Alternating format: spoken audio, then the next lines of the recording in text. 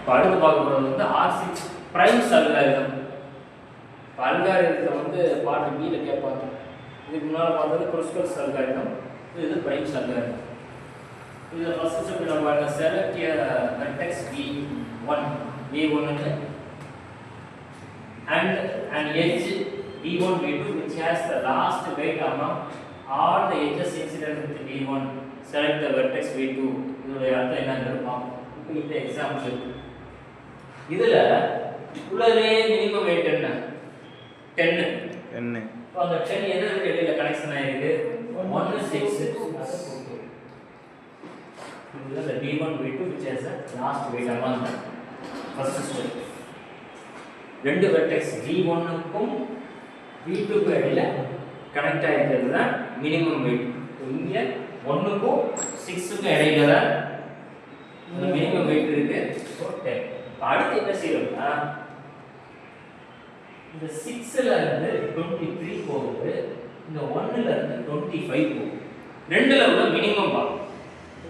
ரெண்டுல எது 23 தான் minimum. Participant having selected the vertices இருக்கக்கூடிய edges எல்லாத்தையும் பார்த்து அது சொன்ன இல்லையா மினிமம், இந்த மினிமம் இது எல்லாத்தையும் பார்த்து எழுதிக்கிங்க. நான் சொல்றது வந்து ஓரல் எக்ஸ்பிளனேஷன்.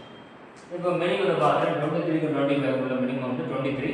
ஸோ இதை கவர் பண்ணேன். இப்போ அடுத்து என்ன பண்ணுறேன்னா 5ல 22 போது 20 போது 20. அடுத்து 4ல 17 11. அடுத்து 3ல 14. 3ல 14. அப்புறம் 2ல 2 to 7. எல்லா வெர்டிஸும் கவர் ஆயிடுச்சா? முடிஞ்சதோட ப்ராசஸ் ஸ்டாப் பண்ணி இங்கே அதே கான்செப்ட் தான் சைக்கிள் வந்துடும். ஸ்பேனிங் ட்ரீ ஃபைண்ட் அவுட் பண்றது நம்மளோட எய்ம்.